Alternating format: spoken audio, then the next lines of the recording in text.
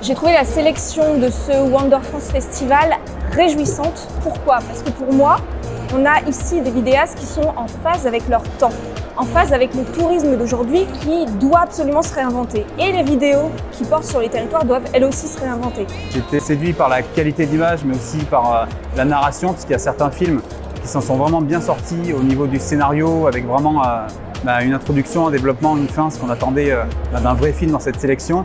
On a eu effectivement des choses assez posées, des choses plutôt dynamiques, du drone, du plan fixe, voilà, du storytelling aussi, de la voix off, ce qui nous a permis de pouvoir mettre en avant, je pense, une grande variété de talents. J'ai trouvé la France incroyablement belle à travers toutes ces images, à travers toutes ces histoires, tous ces récits. Il y avait vraiment une sélection super belle avec des formats très variés. Beaucoup de drones, beaucoup de drones, mais vraiment des super histoires.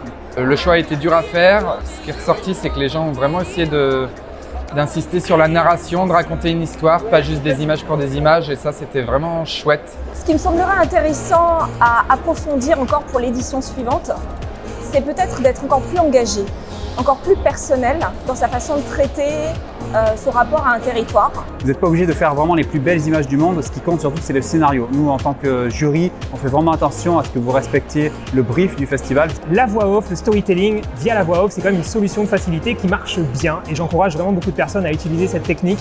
Ça nous permet de raconter une histoire, de jouer sur l'émotion.